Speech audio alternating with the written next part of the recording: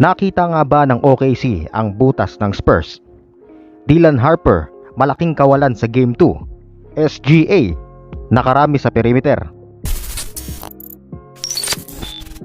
Sinaluhan ng OKC ang Game 2 122-113 sa pangunguna ni SGA with 30 points, 9 assists at 12 out of 24 sa field. Maaga pa lang talagang agresibo ang Thunder dito at napansin ko na inaatake nila ng maaga si Wembanyama para makabingwit ng foul.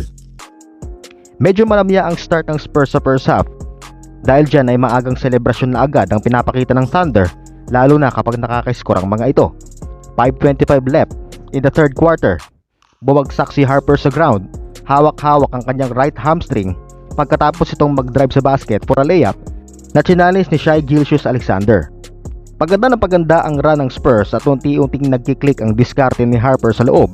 Yun nga lang, pagkalabas nito ay umalat bigla ang opensa ng Spurs. Sumubok si Harper na bumalik sa game, pero hinarangan ito at binabalik sa dugout para masuri ito.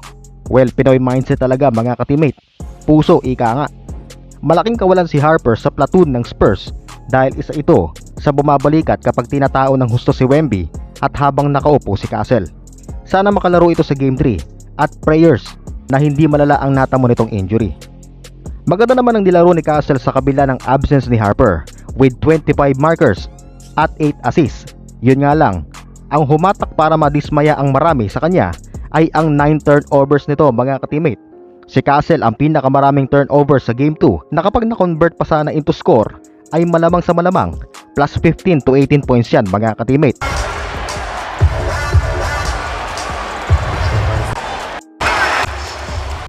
Yung last time na ginagawa niya na hinahanap ang libre from the corner ay nahuhuli na ng OKC. Tapos inulit niya uli. And then na-anticipate na naman ng Thunder.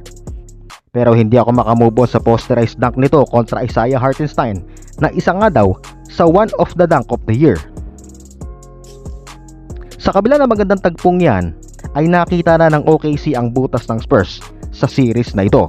Unang-una ay ang napag-usapan natin sa game preview natin na pagsasabayin sina Holmgren at Hartenstein, at ito nga ang naging major problem ng Spurs lalo na sa endgame. Naka 13 rebounds, 4 dyan ay offensive board si Hartenstein, na kung kailan kailangan ng Spurs ng rebound ay nakukuha pa nga ni Hartenstein at nakabackup pa si Holmgren sa kabila. Nakita na ito ni Coach Mitch Johnson kaso wala itong ginawang adjustment. Tila hinayaan na lang na ganun kahit walang kamatch sa heights ang OKC. Kaya buwis-buhay si Keldon Johnson at Devin Vassell para lamang makagrab ng boards. Isa pa sa nakitang weakness ng OKC dito ay hinahayaan nilang ibaba ni Wemby ang bola para i-dribble ito, sabay susundot ang maliliit na bantay at ang tendency, iiwas ni Wemby ang bola na minsan ay nadudulas sa kamay niya o di kaya ay pupuwersa ng tira na nauuwi sa bad shots. Ang suggestion ko sana dito ay less dribble at more cutting, finding an open man o di kaya ay iangat niya na lang.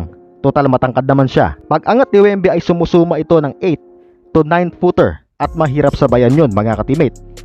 Swerte naman ng OKC dahil sa turnover ng Spurs na nakarami pa nga sa perimeter. Hirap din ang Spurs kapag nilalabas si Wemby at naiiwan si Cornet. That point ay sinasamantala ni Holmgren ang paint at pasigaw-sigaw pa kapag nakakakuha ng basket. Pero ang isa sa ipapapansin ko sa inyo mga ka-teammate, kapag nauupo ang first 5 ng OKC, dito na pumapasok ang weakness ng Thunder. Kung napansin nyo, unti-unting nakahabol ang Spurs sa OKC nung wala sa floor sina SGA, Holmgren at Hartenstein. Kung tutusin, kaya talagang ipanalo ng Spurs ang Game 2. Sa di inaasahang pangyayari lang ay na-injured si Harper, kaya maswerte pa dito ang OKC. Well, tama lang si Stephon Castle na tumao kay SGA, pero sana malimitahan nito ang jumper ni SGA.